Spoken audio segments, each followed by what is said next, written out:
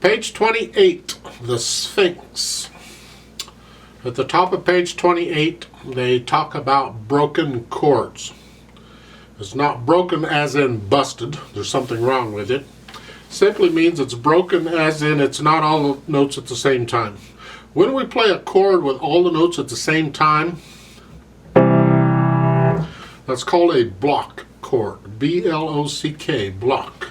When you play it in any other pattern, it's called a broken chord because it's not together.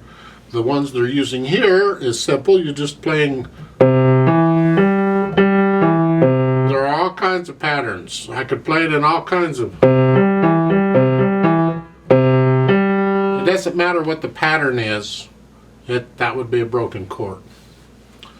And the chord is defined by the notes in it, not the pattern they're played. Because when you play these one at a time like this after, the head, the mind, the ears remember what it just heard, and it will put the sounds together and it'll hear the harmony of all these notes. It can hear the harmony of that. That's what we're doing here. Right at the beginning, it starts with the left hand with the third finger on G. So that puts you in this hand position. Whatever position it is, that's it. And the right hand starts with the thumb on C, so it's in this position.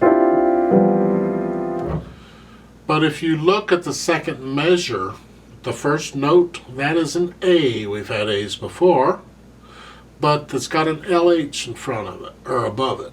Not in front of it, above it. Which means you're going to play that A with the left hand. Well, what you do is you leave your right hand where it is and simply cross your left hand over to get it. So to do the first two measures, it's this.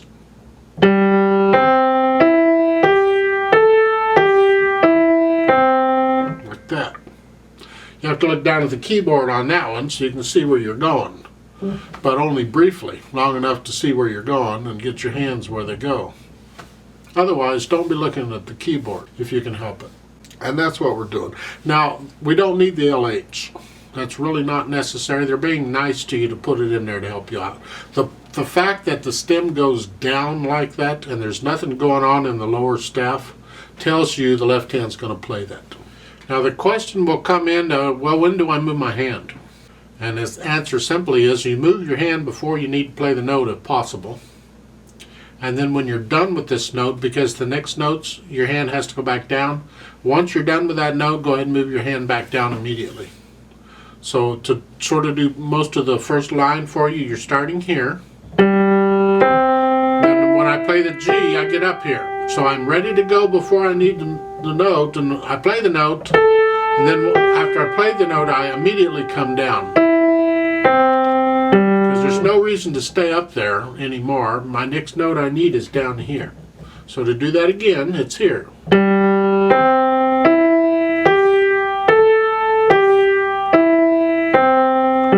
That's what I recommend you do. I don't really see anything else tricky about this. So let's just try it out. It's a 4/4 time. We're in the key of C major. There's no sharps or flats in it. I'll give us 4 counts and we'll go. We'll start out. Go ahead and put your hands where they go to start. 1, 2, ready, go. 1,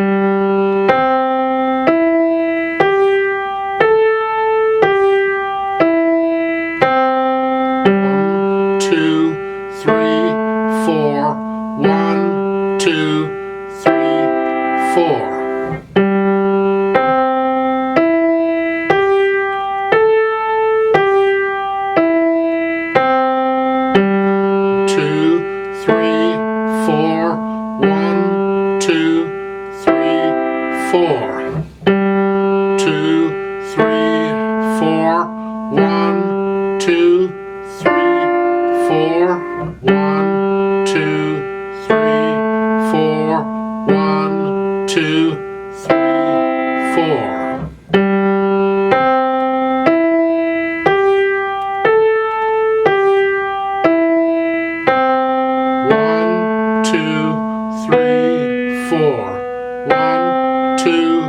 3, 4, off.